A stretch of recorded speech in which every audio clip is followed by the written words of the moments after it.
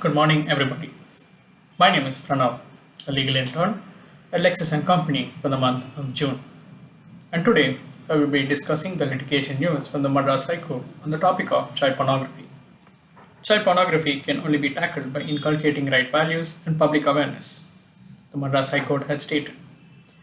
The system also may not be able to prosecute every offender out there. Therefore, it is only through moral education there can be a way out. It is only the Bharatiya culture that can act as a bulwark, the court had observed. The menace of child pornography can only be tackled through moral education and if all are inculcated with the right values. Observe the Madras High Court while recently granting anticipatory bail to a man accused of watching child pornography online.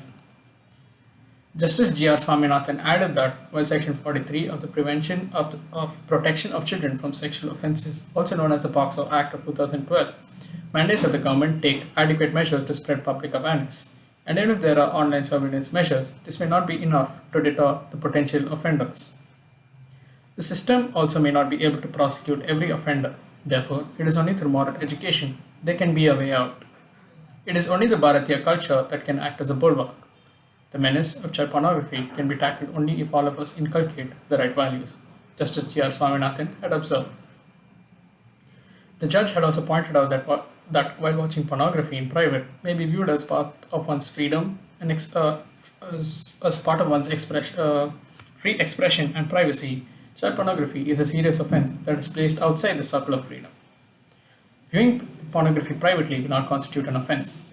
An offense is an act that is forbidden by law and is made punishable. That is a definition found in Section 40 of the Indian Penal Code. And as on date, there is no provision prohibiting such private acts. There are some who even elevate it as falling within one's right to free expression and privacy. But child pornography falls outside the circle of freedom.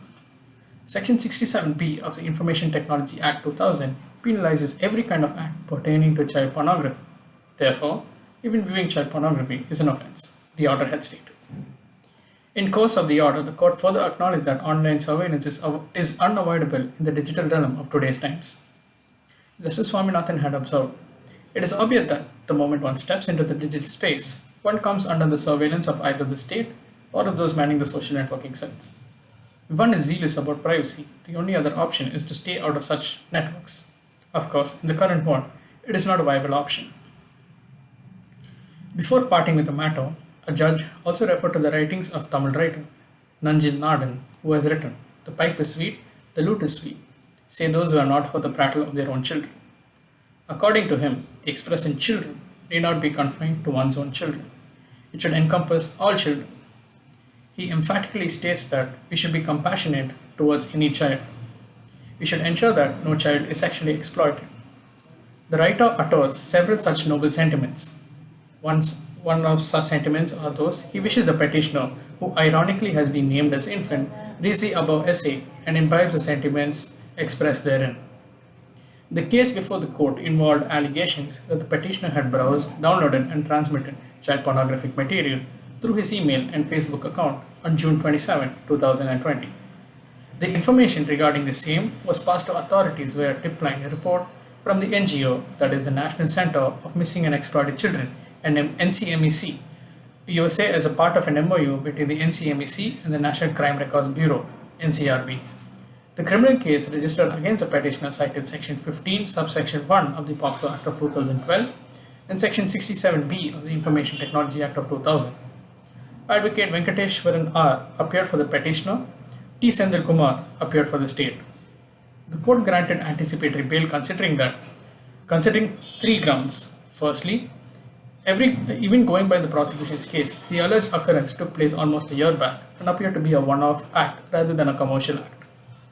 Secondly, the custodial interrogation of the petitioner was not warranted since he has already handed over his mobile phone and SIM card to the authorities in line with the court's earlier orders.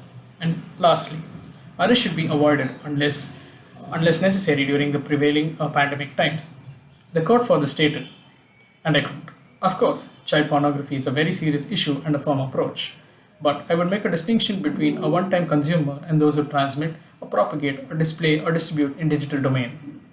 In the case on hand, the petitioner is said to have shared the offending material with his friend through Facebook Messenger. Since the petitioner has not come under the adverse notice of the occurrence, and since he had also extended his fullest cooperation with the investigation, I am inclined to grant him bail. With this, I come to the end of my topic for today. Thank you.